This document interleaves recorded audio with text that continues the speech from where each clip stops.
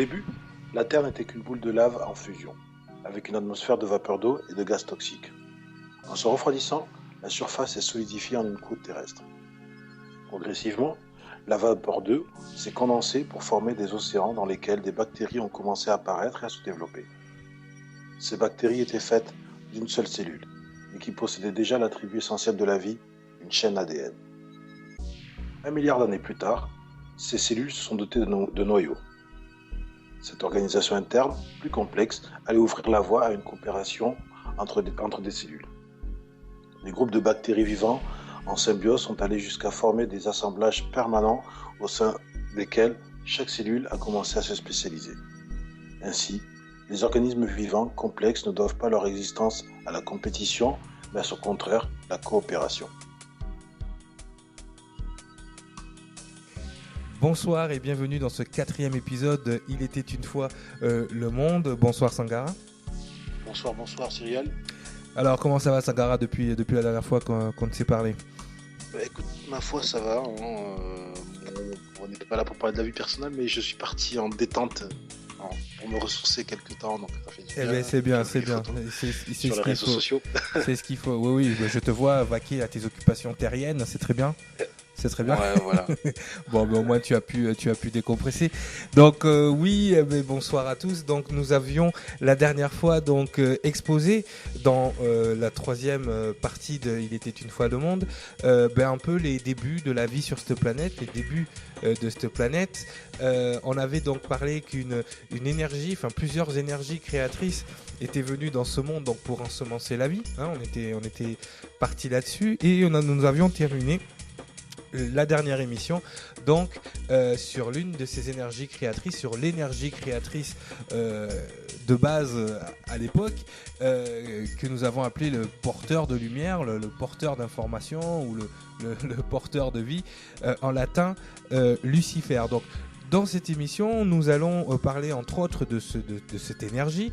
Alors, notre but n'est pas contrairement à ce que certains vont pouvoir penser, de réhabiliter Lucifer qui, au fil du temps, au fil des transgressions et au fil de tout ce qui lui avait été demandé de faire, justement, avait transgressé certaines règles et est arrivé jusqu'à ce que la société moderne ou les religions modernes ont pu appeler l'énergie adversaire.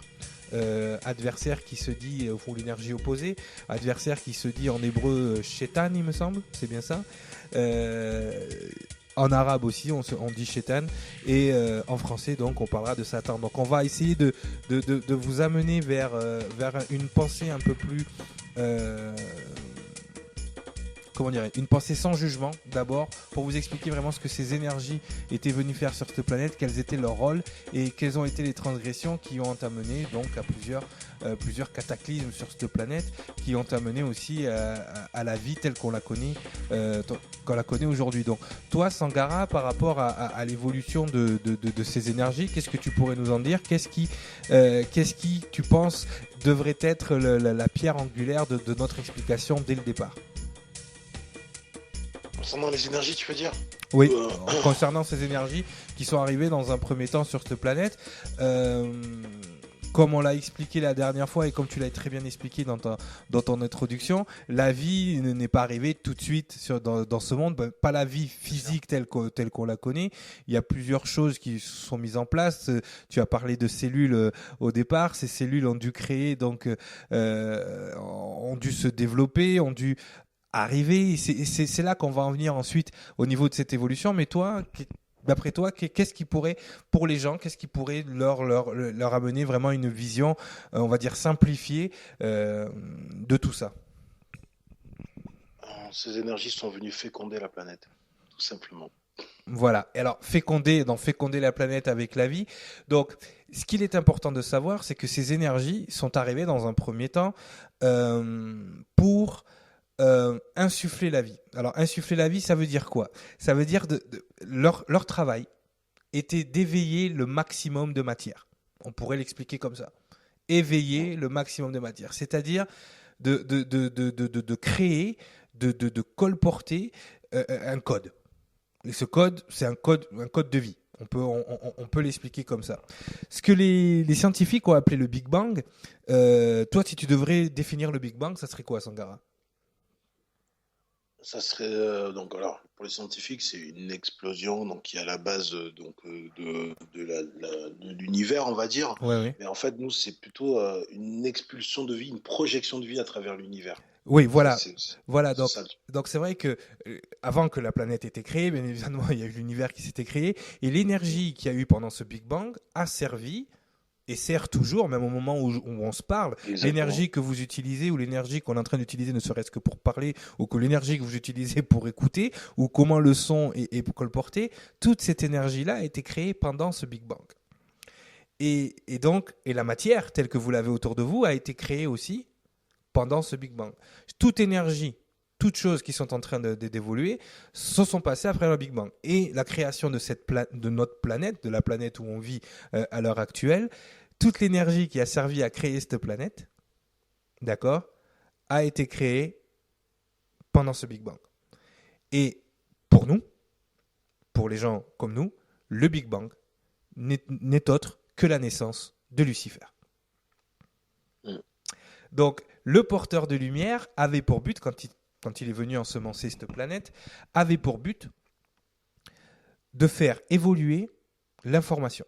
Alors, l'information, c'est ce qu'on pourrait appeler la signature énergétique. Rappelez-vous, dans notre deuxième émission, on vous a dit que vous aviez tous une signature énergétique qui avait une source particulière.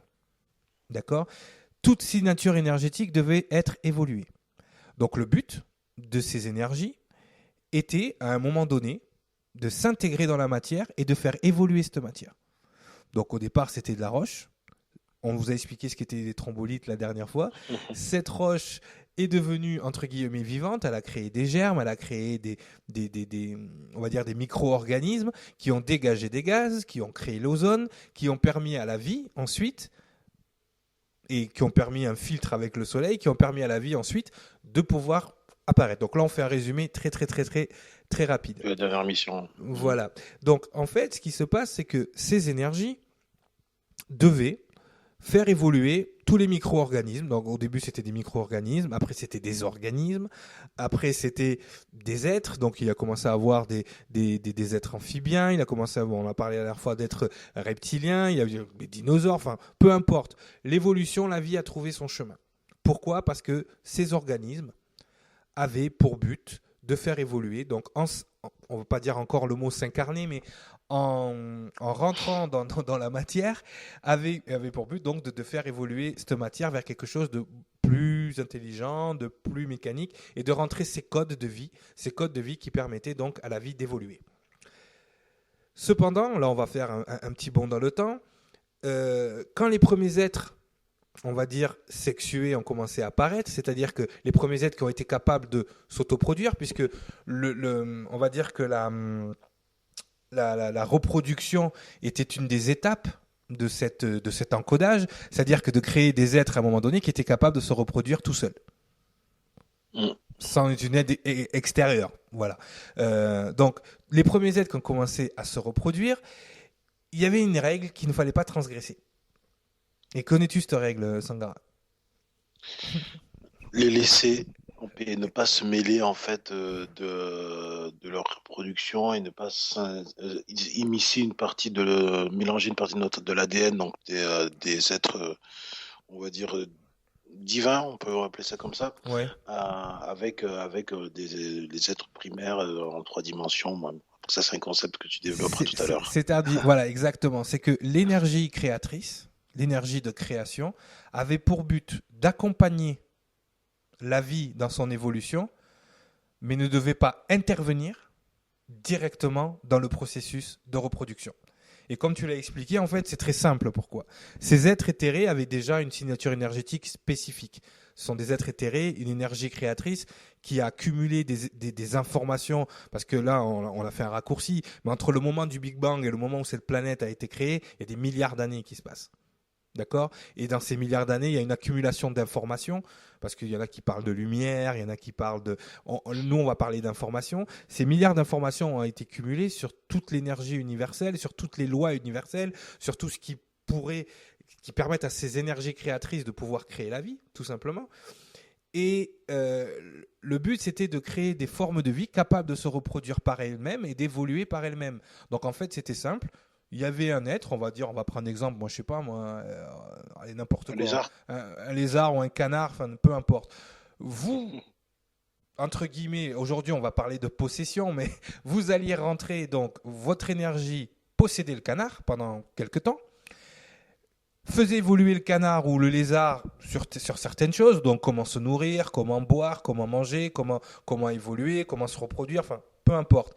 Et à la seconde où l'être vivant devait se reproduire avec un autre, il fallait quitter le corps. D'accord? Donc, imaginez-vous des êtres éthérés qui n'ont jamais connu, on va dire, entre guillemets, les plaisirs de la chair, voilà, qui se retrouvent donc dans un corps, qui profitent quelques secondes, on va dire, de l'acte, entre guillemets, et qui se laissent aller. Qu'est-ce qui se passe, Sangara? Et il se passe que aussi ils se retrouvent à féconder C'est qu'au moment, d'autres. au moment de la reproduction, vu qu'ils sont encore dans le corps de la bestiole, enfin de la créature, on va dire le mot, ils sont encore dans le corps de la créature au moment de la reproduction, bam, leur signature énergétique est mélangée avec la signature énergétique de la créature. Ce que tu es en train d'expliquer me fait penser à un certain personnage de la mythologie grecque. Lequel? Zeus qui aimait bien faire ça. Il aimait bien se faire. Non, mais on va revenir sur les dieux de la mythologie, justement, dans cette émission pour pouvoir aller plus loin, puisque l'apparition de ces fameux dieux de la mythologie, qui sont, on parle de mythes, d'accord, on parle de légendes, mais vous allez voir ce que je vais vous expliquer maintenant va faire plus de sens et va donner une version réelle de ces mythes, d'accord. Donc, imaginez donc ces énergies créatrices, d'accord, donc qui se mélangent, la signature de ces énergies créatrices, donc tu as parlé de divin tout à l'heure, ces énergies créatrices supérieures, on va dire, qui se mélangent avec la signature énergétique de la créature. D'après toi, qu'est-ce qui se passe à ce moment-là? Il se passe une chose très simple, c'est-à-dire que la créature va donner naissance ensuite à un être supérieur, surdéveloppé par rapport à ce qui était supposé être. Et voilà peut-être ce que les religieux ont voulu parler de péché originel. Le péché originel ne date pas du Jardin d'Éden, messieurs, dames. Il date d'il y a plus de milliards d'années, quand les énergies créatrices créées par le porteur de lumière ont transgressé. Et ces transgressions ont donné la vie à des êtres, surtout quand ces énergies créatrices-là se sont mélangées avec des hominidés, et ça va expliquer plus tard ce qui s'est passé aussi avec le fameux chaînon manquant de Darwin, la fameuse intervention divine. Mais à ce moment-là, ce n'était pas une intervention, c'était, on va dire, un accident. Et ça va donner lieu à ce que plus tard, les Hébreux, on va appeler les Néphélim ou les Raphaïm, à des êtres, on va dire, en pleine évolution, qui tout d'un coup deviennent des êtres demi-divins. D'accord, semi-divins, on va dire. Et donc, commencent à naître des races, commencent à naître on va dire la fois tu as dit des humanoïdes, des hominidés qui sont beaucoup plus intelligents que les hominidés qui sont encore en évolution. Pour la simple et bonne raison, on va vous l'expliquer. Sangara, depuis quand date l'Homo sapiens, par exemple? Alors, si on est sur les théories toujours scientifiques, on date à peu près à 200 000 ans. 200 000 ans. Là, ce que je suis en train de vous parler, ce que je suis en train de vous dire là, quand le premier hominidé, on va dire, a été transgressé, a été mélangé avec une énergie créatrice qui se serait laissée aller, là, on parle de pratiquement 700, 800, voire 900 000 ans avant notre ère. Donc, effectivement, on n'est plus sur les mêmes échelles là. On n'est plus du tout. Donc, en sachant déjà que les civilisations, par exemple, de Lémurie, datent de 250 millions d'années. Millions d'années? Non, milliers d'années, pardon. Ouais, tu vois le danger de se projeter dans le temps, c'est que moi j'essaye de simplifier, puis après je m'embrouille dans les chiffres. Il faut pas qu'on les perde. Faut pas qu'on les perde. Donc c'est 250 milliers d'années, pardon, excusez-moi. Donc déjà, l'Homo sapiens, donc qui est supposé être notre race, notre espèce, qui est à peine en évolution, a donc dû cohabiter avec des civilisations qui étaient là depuis bien longtemps. D'accord? Donc ils ont dû cohabiter avec des civilisations beaucoup plus développées. Civilisation développée qui. Bon, bref, continue. Non, vas-y, j'aime bien quand tu prends la parole. Non, parce que donc, tu parles de cohabitation. Oui. Il y a deux types de cohabitation. Il y a soit l'accompagnement dans le développement, soit la soumission. Oui, effectivement. Donc, voilà, c'est à ce niveau-là après qu'il faut comprendre comment en fait elles ont pu cohabiter pour amener justement cet être nouvellement développé à devenir la civilisation, enfin nos générations et les 50 000 générations que nous vivons depuis que effectivement, que parce que si on s'en base sur les premières civilisations répertoriées, on repart donc chez les Sumériens et s'il n'y a même pas 6000 ans. Donc, voilà, mais ils ont évolué pour arriver jusqu'à là où ils en étaient, les Sumériens. Tout à fait. Voilà, en fait, pour résumer tout ce qu'on est en train de dire, là, je vous ai donné les étapes, entre guillemets, je vous ai expliqué ce qu'était la première transgression. Donc, la première transgression, c'était de rester dans un corps, ces énergies créatrices, de rester dans une créature au moment de la reproduction. Et la créature qui ressemblait le plus à ces énergies éthérées, c'était les énergies donc hominidées. Donc, qu'est-ce qui s'est passé à ce moment-là? Ils ont commencé à ensemencer sans le vouloir au départ, je pense, mais je pense qu'à un moment donné, voilà, il y a eu transgression, des espèces, qu'elles soient reptiliennes, qu'elles soient félines, qu'elles soient, on va dire, les poissons. Ils ont commencé à ensemencer des espèces qui n'auraient pas dû. Et donc, tout ça pour résumer quoi? Pour résumer que l'homme tel qu'on le connaît aujourd'hui a certainement dû cohabiter avec d'autres espèces et que l'humanité telle qu'on la connaît aujourd'hui, ou même on va dire les civilisations, on va parler de civilisations, les civilisations qui sont répertoriées qu'on connaît aujourd'hui n'étaient pas les premières civilisations. Il y a eu beaucoup de choses qui se sont passées sur cette planète, beaucoup de choses. Là, on va résumer, on rentrera plus en détail dans d'autres émissions, mais voilà, à cause de ces transgressions. Et que tous les dieux, et là on va définir le mot Dieu, parce que ça c'est important aussi, parce que la plupart des gens, les religieux, vous identifient Dieu comme une personne. Il faut faire les distinctions entre les définitions. Qu'est-ce que Dieu? Qu'est-ce qu'un Dieu? Qu'est-ce que le créateur? Qu'est-ce que la source créatrice? Tout ça c'est différent. On a plutôt la tendance à galvauder le mot Dieu. D'accord? Un Dieu, et là, attention, guillemets, définition. On va garder cette partie-là pour faire nos petites vidéos de définition. Un Dieu, c'est tout simplement une énergie créatrice, d'accord, qui est capable d'ensemencer, qui est capable de mettre son essence dans la matière. Point final. Un Dieu, ça s'arrête là. Après, que si vous voulez parler de Dieu, du Père universel, du Créateur, on va utiliser d'autres termes. Mais un Dieu, c'est une entité créatrice intelligente capable de mettre dans la matière son essence. La dernière fois, nous avons fait aussi un cours, donc c'était l'essence, la signature énergétique. D'accord? Au départ, il y a eu 13 souches énergétiques en charge de la création de la vie dans ce monde. Ces 13 souches énergétiques étaient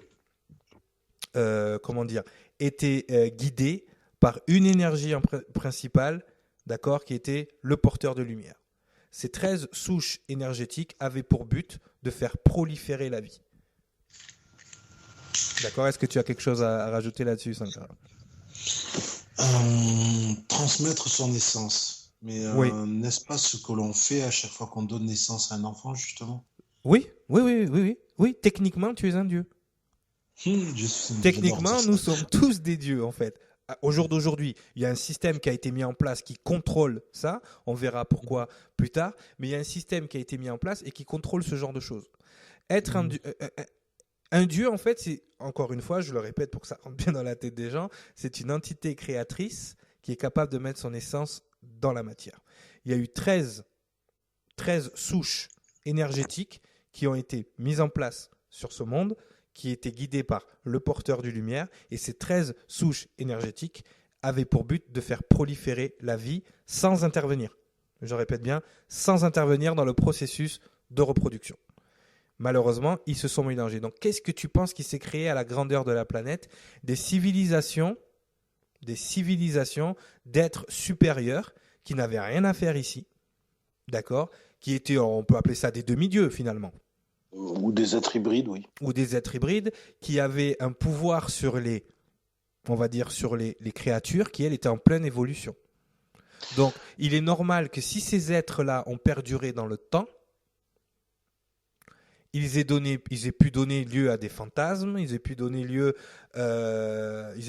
vie aussi à des mythes. Tu parlais tout à l'heure des dieux grecs. Je t'ai parlé de 13 énergies, il y avait 12 dieux grecs. Ouais. D'accord? Donc, il faut essayer de voir aussi dans quel système ils étaient mis en place, comment ces dieux-là ont été appelés à évoluer, comment ces demi-dieux, ces créatures ont vécu sur cette planète et qu'est-ce qu'ils ont fait. Tu comprends? Et bien évidemment, s'il y a transgression, qu'est-ce qu'il y a au bout d'un moment? Sanction. Voilà. Peut-être pas sanction, mais il y a des gens qui sont devenus demander des comptes. Donc ces 13 souches énergétiques avaient pour but donc de créer la vie et donc ont créé toutes les lignées que nous allons qualifier aujourd'hui de pré-adamiques. C'est-à-dire de tout ce qu'il y a eu sur cette planète avant Adam.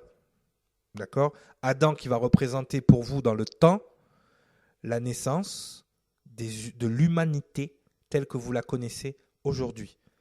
Mais ça ne veut pas dire que Adam était le premier homme de cette planète, le premier hominidé.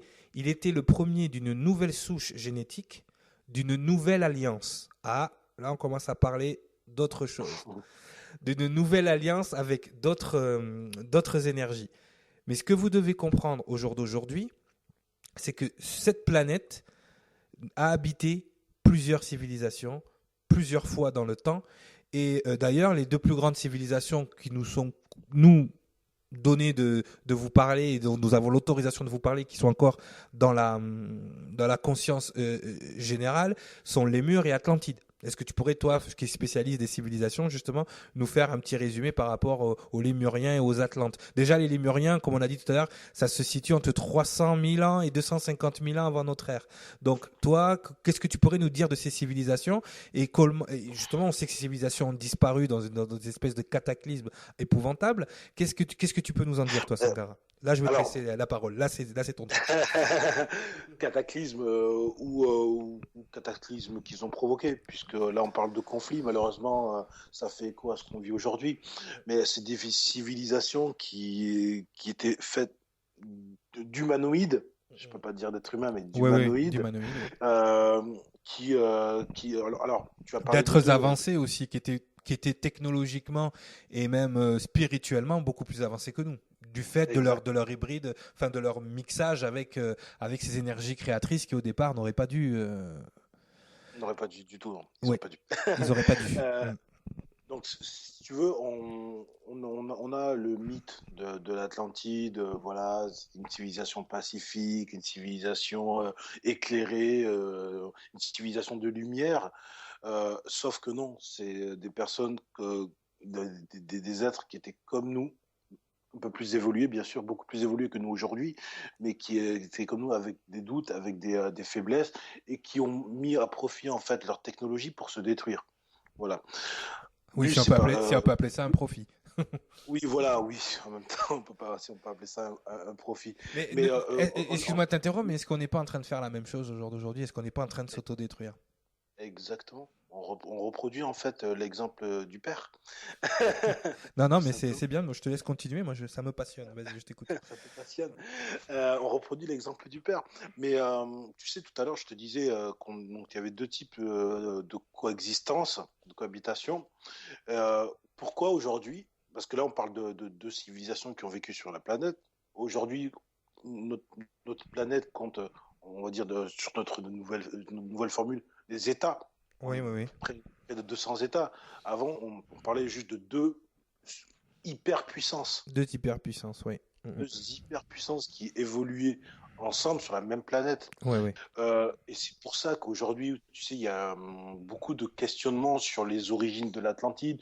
Tu en as qui vont te la situer au niveau des Caraïbes, d'autres qui vont te la situer au niveau de l'Irlande, mais tout simplement parce que ça faisait partie de, de ces superpuissances-là. On Ouais, parle de puissances qui sont partagées une planète, tout à tout fait. simplement, Mhm, et qui sont transmis ensuite aux personnes aux êtres avec lesquels ils ont dû mhm. cohabiter, des références qui leur ont transmis un savoir. C'est Oui, pour ça que tu retrouves certaines structures qui se ressemblent en Amérique du Sud et en Afrique, par tout à fait, exemple, tout à fait. etc., C'est etc. pour ça que tu retrouves, ne serait-ce que dans la Kabbale, les Hébreux, ou l'évolution, là on parlera de ça plus tard, l'évolution, les 9 cycles d'incarnation, tu les retrouves d'un continent à l'autre, alors que ces gens-là n'étaient pas censés avoir de moyens de communication pour se communiquer ce genre de choses. Effectivement, et c'est vrai que et ce que tu dis est juste, c'est qu'il y a dû avoir une cohabitation avec une certaine forme d'humanité, et ces êtres humanoïdes qui étaient, on va dire, qui étaient créés donc à travers ces 13 énergies, on va dire à travers les 13 énergies Lucifer. Mais ce qu'il faut savoir, et là on va essayer de mettre un côté ambivalent, une dualité. Alors mesdames, ne vous fâchez pas si, si je vais utiliser ces termes-là, mais on va parler en termes d'énergie féminine et d'énergie masculine, pour que ça soit bien clair dans la tête des gens. L'énergie créatrice est envoyée par le Créateur. Elles sont envoyées par le Créateur. Donc elles sont envoyées, on va dire, allez, par l'énergie masculine, l'énergie du Père. D'accord? Et ces énergies créatrices arrivent ici dans la matière, donc dans le réceptacle. Elles doivent porter la lumière, elles doivent porter la vie, elles doivent porter l'information. D'accord? Donc les énergies, on va dire, entre guillemets, de Lucifer sont les énergies féminines. D'accord? Et les énergies, on va dire, de son pendant énergétique, qui sont celles, on avait parlé de l'archange Michael, sont les énergies masculines. D'accord? La femme, qu'est-ce qu'elle fait? Elle porte la vie. Et le Père, il donne l'esprit. Il ensemence la terre, d'accord? L'énergie, on va dire, féminine. Et l'énergie féminine fait évoluer, fait grandir la vie en elle. Et ensuite, qu'est-ce qu'elle fait? Elle donne naissance. D'accord? C'est le principe de base de n'importe quel moyen de reproduction. On est d'accord? Donc, en fait, finalement, si on devait réduire la mission de Lucifer au départ, c'était d'être la maman, de porter la vie. Qu'est-ce qui porte la vie sur cette planète? La planète. Tout Donc, simplement. l'énergie de Lucifer avait pour but au départ, d'accord, alors certains l'appellent Gaïa, certains l'appellent Urantia, avait pour but au départ de porter la vie, ensemencée par le Père, ensemencée par le Créateur, tout simplement. Et au fil Et elle a fait 13 souches génétiques pour le faire, cette énergie. Et ces 13 souches énergétiques, elles ont failli. Elles ont transgressé les règles. Elles ont ensemencé des êtres, des civilisations. Et d'ailleurs, il n'y a qu'à regarder les civilisations mayas, incas, égyptiennes. Elles nous parlent tous d'êtres venant des étoiles. Elles nous parlent tous, que ce soit même les Anunnaki avec les Sumériens. Elles nous parlent tous d'une intervention génétique dans la modification de l'homme. Elles nous parlent toutes de ces demi-dieux. Donc, après, oui, là, je vais te laisser parce que là, je sais que c'est ton truc. Mais elles nous parlent toutes de ces genres de choses-là. Et on continue d'ignorer ces messages. On continue d'ignorer ces évidences. On continue d'ignorer que dans notre ADN, au fin fond de notre ADN, peut-être quelque chose de cette époque perdure. Et là, je te laisse continuer. Vas-y, je t'écoute. Oui, non, je vais juste reprendre chaque point que tu viens chaque civilisation que tu viens de citer. Oui, Euh, Chez les Mayas, comme chez les Égyptiens, comme chez les Sumériens, on parle effectivement des êtres descendus du ciel qui nous ont créés ou en tout cas qui nous ont façonnés oui, à leur image. Euh, et ces êtres-là, ils sont représentés comment? On parle d'êtres humanoïdes, certes, oui, mais d'êtres humanoïdes reptiliens pour les Sumériens. oui. On parle pour les Mayas de leur dieu suprême qu'on traduit par le serpent à Le plumes. Quetzalcoatl. Euh, Mm. et on parle, et je pourrais te parler par exemple de Seth chez les Égyptiens, Mhm. qui est Un un chacal. reptile. Un serpent, donc Mm. voilà. Donc si tu veux, quand tu parles effectivement des êtres qui nous ressemblaient ou quoi, donc effectivement on parle d'humanoïdes, on parle pas d'homo sapiens, on parle pas d'humains, on Mhm. parle d'êtres humanoïdes, Mhm. mais qui avaient une base, on va dire, plus reptilienne pour ceux que j'ai cités, Ouais, ouais. et peut-être d'autres, on va dire d'autres bases. Mais oui, il y a qu'à voir les mythes dans la mythologie grecque. Le Exactement. Minotaure, mi-homme, Mhm, mi-taureau, les sirènes, mhm, toutes ces races-là, les géants, on parle encore de géants dans la Bible plus tard, mhm. on parle de euh, mi-homme, mi-cheval, mi-homme, mi-oiseau, enfin, je veux dire, il y a de tout et de n'importe quoi. On se rend bien compte qu'à un moment donné, on va dire, ces énergies créatrices sont quand même des ingénieurs en génétique. Mhm. Ils avaient un certain sens de l'humour à un moment donné où ils n'ont pas fait exprès, quoi. Parce que Parce que Je sais non, tout à mais fait. moi je le sais, mais bon, je fais comme d'habitude, je fais celui qui sait pas. Mais Mhm. ce qu'il faut comprendre, c'est que toutes ces expériences génétiques, on va dire entre guillemets, de ces énergies créatrices, devaient être détruites si elles étaient corrompues ou si elles étaient justement transgressées. Et ça n'a pas été le cas. Et le problème, c'est que ces énergies créatrices, quand elles sont venues sur cette planète, elles Mhm. avaient pour but de créer la vie, mais de créer la vie pourquoi? Pour récolter encore plus d'informations. C'est-à-dire que la vie telle qu'elle est sur la planète donne un certain type d'informations, et ce certain type d'informations, devine à qui il doit retourner.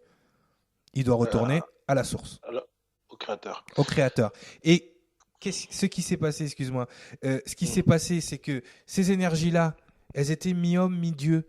Quand tu es mi-homme, mi-dieu, est-ce que tu as envie de donner ton énergie au créateur alors que tu Ah peux oui. avoir un parterre de disciples, un parterre de trésors, un parterre de tout ce que tu veux. Tu peux créer la vie et tu es complètement indépendant sur une planète qui est devenue euh, Ta maison. entre guillemets, voilà, une planète prolifique qui est devenue un paradis sur Terre. Et qu'est-ce que l'énergie qui est là, tu es à moitié humain, à moitié divin. C'est-à-dire qu'il y a une partie de toi, à moitié humain, je veux dire, à moitié créature et à moitié divin. Il y a une partie de toi qui est la créature qui te dit non, c'est à moi ça. Mhm. Et même si ta C'est partie clair. divine te rappelle qu'il faut que tu rendes cette énergie-là au créateur, tu as une partie créature non évoluée, parce qu'elles n'avaient pas encore évolué jusqu'à un certain niveau. Tu as une partie de la créature non évoluée qui Mhm. t'empêche de rendre à César ce qui est à César. Et donc, à ce moment-là, qu'est-ce qui se passe? Rébellion. César, oui, déjà une rébellion, mais César, il dit, oh, qu'est-ce qui se passe? Je ne reçois plus rien. Ce qui se passe, voilà, c'est qu'il y a rébellion. Et donc, s'il y a rébellion, forcément, à un moment donné, il va y avoir des comptes à rendre. D'accord. Donc Exact. là, on fait un bond dans le temps. Donc ces êtres, parce que à ce moment-là, le principe de régénération, on a parlé d'énergie féminine et d'énergie masculine. Encore une fois, mesdames, excusez-moi, Mhm. essayez de prendre de la hauteur et de pas vous sentir, de pas vous sentir dénigré parce que je vais te dire. Mais d'ailleurs, même certaines civilisations encore fonctionnent de cette façon. Mais l'énergie, en fait, c'est l'énergie masculine se propager de père en fils. Toujours Mhm. avec ce dogme du père et du fils. C'est-à-dire qu'un être évolué, ces êtres évolués, se reproduisaient, se réincarnaient en fait en ayant un premier-né garçon. C'est-à-dire ce fameux concept de qui a vu le fils a vu le Voit le père. père. Mhm. D'accord. Exact. C'est ça que ça veut dire dans la Bible. C'est-à-dire qu'à ce moment-là, dans l'Ancien Testament, qui a vu le Fils a vu le Père, ou même le concept de Michael, celui qui est comme Dieu, celui qui est comme le Père. C'est ce principe-là, c'est cette énergie-là qui donne la force de la reproduction. C'est-à-dire que si tu t'incarnais dans ton premier-né garçon, tu perpétuais la race. Donc quand tu étais en Dieu, tu penses que c'était quoi que tu avais comme réflexe? D'avoir le maximum d'énergie féminine possible en face de toi pour pouvoir les ensemencer et avoir le maximum de premier-né garçons, ce qui t'est donné un capital énergie, un capital lumière, un capital information au-dessus des autres. Et plus tu avais un capital fort, et plus tu étais un grand Dieu. Voilà ce que c'est un Dieu. Et c'est pour ça que dans la Bible, même dans l'Ancien Testament, vous avez l'impression qu'Abraham, il a vécu 300 ans. Vous avez l'impression que les personnages dont on vous parle ont des vies indéfinies. C'est pas l'être en tant que tel qui avait une vie de 300 ans, mais c'était sa signature énergétique qui se répétait, répétait, répétait. De la même façon que, voilà, ce système-là a changé plus tard. Ce système-là a changé beaucoup plus tard. Voilà, le système qu'on a maintenant est différent. On ne se réincarne plus dans notre premier-né garçon. Mais avant, le système était comme ça. Donc, tous ces dieux qui avaient plusieurs disciples, tous ces dieux qui avaient plusieurs femmes, et c'est pour ça que dans certaines civilisations encore aujourd'hui, vous avez ça ancré dans votre esprit, que le premier-né doit être un garçon. Ça vient de là. Que la polygamie, elle vient d'où ? Elle vient de là. Parce que plus de femmes vous aviez, plus vous aviez de chances d'avoir des premiers-nés garçons. D'accord ? Et plus vous aviez de premiers-nés garçons, plus vous perpétuez votre énergie, plus vous perpétuez votre souche énergétique. C'est comme ça que l'ancien système fonctionnait. Vas-y, là, je te laisse continuer. Non, mais tu as tout à fait raison. J'ai perdu un petit peu le fil de ce que je voulais dire juste avant, mais je vais reprendre. Au niveau de... Tu parles effectivement donc du système originel. Oui. Il faut savoir qu'aujourd'hui, et jusqu'à il y a très peu de temps, comment on expliquait en fait le sang bleu, le sang des rois. Oui. Quelle était leur prérogative par rapport à nous, simples mortels. Ils étaient d'essence divine. Oui. Et comment s'organiser les successions c'est toujours le cas en Angleterre d'ailleurs. Hein. Ouais, c'est toujours le cas en Angleterre, effectivement. D'ailleurs, il y a même des soupçons, apparemment, ça serait des reptiliens, mais bon. De toute façon... Non, mais regarde, si tu fais le lien avec ce qu'on est en train de dire depuis tout à l'heure, il y a de fortes chances. En fait. C'est ça, en fait. Et en fait, si tu veux, et donc c'est toujours la même chose, voilà, de père en fils. Bon, sauf qu'ils ont changé, ils ont un petit peu évolué, donc ils ont laissé des reines depuis Victoria et même un petit peu avant. Maintenant, je veux juste un peu recentrer les choses par rapport à nos auditeurs, parce que on est là en train de leur expliquer plein de choses. Ouais, effectivement. Je vais leur donner un élément de comparaison. Imaginez, on est transporté dans le futur à 10 000 ou 15 000 ans dans le futur, et des scientifiques ou des chercheurs, des archéologues du futur tombent sur des disques durs de notre époque, tombent sur des livres de notre époque, et ils vont lire plein de choses, voilà. Et certaines choses vont leur paraître peut-être bizarres, peut-être abstraites, peut-être incohérentes. Alors, là, vous savez que ce qui est marqué dans nos livres ou dans nos disques durs, c'est la réalité aujourd'hui. Mais imaginez juste que ce qu'on vous explique là, ça a été écrit et gravé il y a peut-être 10, 15, 20 000 ans, par des personnes qui n'étaient pas plus folles que nous aujourd'hui, pas plus folles que les personnes qui référencent tout ce qui se passe chez nous aujourd'hui. Donc du coup, apporter du crédit à ces personnes-là qui ont vécu avant nous et qui ont vécu ces choses-là. Ouais, tout simplement. Effectivement. Voilà, parce qu'on peut avoir tendance, en expliquant plein de choses comme ça, que ça peut perdre les gens, mais voilà. Non, c'est sûr. Nous, on essaye de synthétiser, de simplifier pour que déjà vous compreniez. Si on parlait entre nous, on parlerait différemment. C'est-à-dire qu'on aurait des termes beaucoup plus crus, beaucoup plus directs. Là, on essaye de régler en fait la fréquence de l'information pour qu'elle soit un minimum acceptable pour vos égos, sans pour autant dorloter vos égos et vous dire ce que vous voulez entendre. On vous dit simplement ce qui est par rapport à cette époque-là. D'accord ? Et le pire, je vais vous dire quelque chose, messieurs, dames qui nous écoutez, la plupart d'entre vous ont vécu cette époque-là. Donc, c'est pour ça que... Ah oui, là déjà, là, tout le monde fait... De quoi il parle ? Je ne me rappelle pas. Non, personne ne se rappelle, en fait.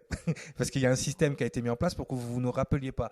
Mais je suis sûr que moi, j'ai eu des messages, même des anciens potes à nous, Sangara, de notre chère enfance, qui ont débarqué, là, tout d'un coup, dans mon Facebook, et qui me dit « Ouais, tout ce que tu racontes, je le savais. J'ai l'impression de le savoir déjà. C'est génial. Ça me fait plaisir d'entendre des gens qui me prouvent que ce que je pensais, ça venait pas de mon imagination, de mon fantasme et tout ça.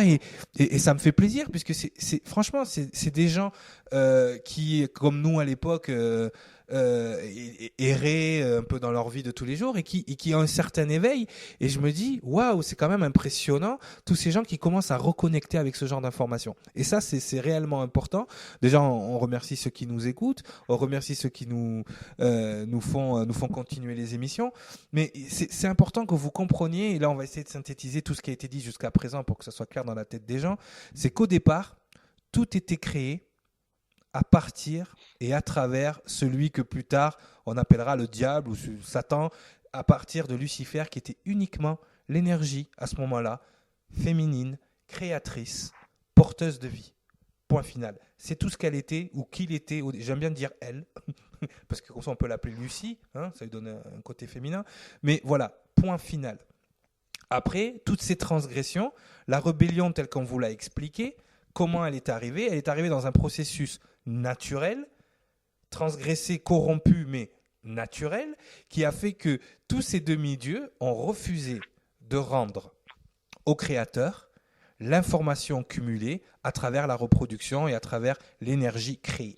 Donc ça, vous devez comprendre qu'à ce niveau-là, ça a créé donc des civilisations qui sont rentrées en conflit, comme on l'a parlé avec Sangara, qui ont failli détruire la planète avec leur technologie, leur avancée spirituelle et technologique, qui ont... On a parlé de civilisation antédiluvienne, c'est-à-dire avant le déluge, mais là, quand on vous parle de déluge, on ne vous parle pas de celui qui a eu lieu dans l'Ancien Testament, mais on vous parle de déluges qui ont eu bien avant, qui ont été créés par les gens qui vivaient dans ce monde. De la même façon que nous, si demain on crée une guerre nucléaire, on peut très bien disparaître aussi. Cette civilisation peut aussi disparaître. Dites-vous qu'on est à l'aube de passer le test que ces civilisations-là n'ont pas passé. Et que tout ça ne tient qu'à vous. Tout ça ne tient qu'à nous. Tout ça ne tient qu'à nous, les énergies enseignantes qui sont venues dans ce monde pour vous donner ces informations. Tout ça ne tient qu'à nous en ce moment. Tout ça ne tient qu'à notre libre arbitre et à notre choix. Donc, comme nous vous l'avons expliqué, ces énergies rebelles ont refusé de rendre l'énergie au Créateur. Et devinez qui le Créateur a envoyé pour récolter ces informations, ni plus ni moins que celui qui est comme Dieu, l'archange Michael. Et là, d'après toi, Sangara, qu'est-ce qui s'est passé? Ah, il n'a pas fait dans le détail. Alors, est-ce qu'on est rentré dans ce qu'on pourrait appeler un conflit d'intérêts? Non, puisque finalement, quand on prend une vision plus globale, on a presque l'impression que tout ça a été conçu, tout ça a été créé, tout ça faisait partie du plan finalement. D'accord? Faisait partie d'un plan global, d'un plan dont on vous parlera dans les prochaines émissions. Mais Michael est venu à un moment donné récolter le dû du Père. D'accord? Donc le dû du Père, en fait, finalement, c'est que l'univers est en expansion. L'univers est en expansion parce qu'il accumule à chaque seconde un peu plus d'informations. Les mondes habités sont là pour créer de l'information. Nous nous incarnons dans ce monde-là pour avoir de la vie, de l'expérience. Et avec ces expériences-là, les rendre à l'univers, les rendre au Créateur, appelez-le comme vous voulez. Et cette énergie-là, qui a été créée pendant le Big Bang, est en train de s'étudier elle-même. Et cette énergie-là s'étudie à travers nous. D'accord? Donc, à un moment donné, il y a eu récolte, n'est-ce pas?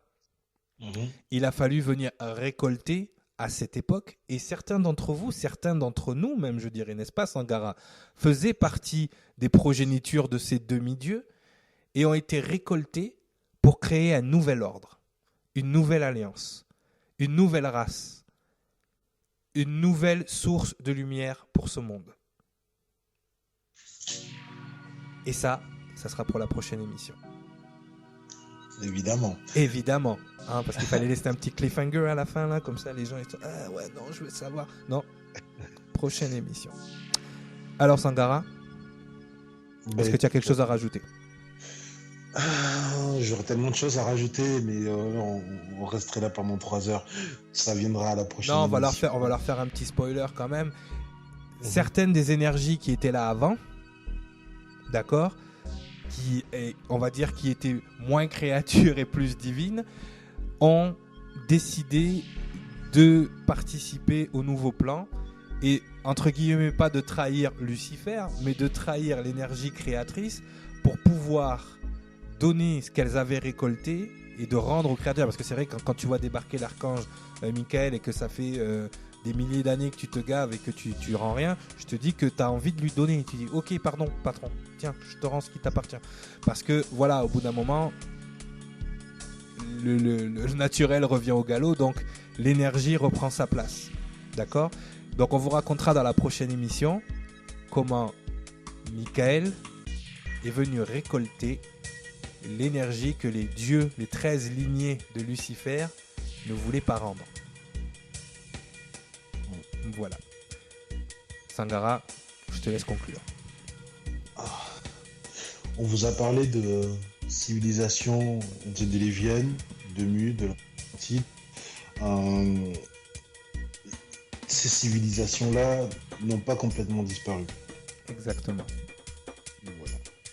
13 lignées, on nous dit que ça, on vous a expliqué comment les familles royales continuaient de perpétrer leur race en ne se mélangeant pas, en gardant leur fameux sang bleu, leur fameux sang divin. Parce qu'il faut faire très attention, on a défini un dieu, mais vous savez, pour certaines personnes, Dieu, c'est pas forcément celui que vous pensez. Pour certaines personnes. On vous a rappelé que la source de vie de ce monde, elle portait un nom. D'accord ? Et que pour certaines personnes, leur Dieu, c'est cette source-là. C'est pas la grande source, mais cette source-là. Donc on vous expliquera dans la prochaine émission comment l'archange Michael ou comment l'énergie de vie, d'accord, l'arbre de vie est venu récolter ce qui devait être récolté et comment certains, on va dire, certains dieux de ce monde ont contribué à la restructuration du cœur angélique. Voilà. Je pense que c'est bon. On a fait quand même un bon 46 minutes. On est bon. On est bon. Allez, on vous souhaite une bonne soirée. C'était Il était une fois le monde, épisode 4. La prochaine fois, on va faire un bond dans le temps encore une fois pour vous parler en fait du nouveau système, le système dans lequel vous avez évolué les 2000 dernières années, le nouveau système. Et on vous expliquera en fait tout ce qu'il en est aujourd'hui et où on s'en va aussi. Et on reprendra après la prochaine émission, on reprendra les émissions un peu plus théoriques, les émissions un peu plus d'enseignement. On va vous parler des cycles d'incarnation, on va vous parler du phénomène walking. On m'a posé, je sais qu'une auditrice en particulier attend cette émission avec impatience sur le phénomène des walking parce qu'elle sait qu'elle est elle-même une walking. Donc on reviendra là-dessus. On vous souhaite une bonne soirée. C'était Il était une fois le monde. À la prochaine.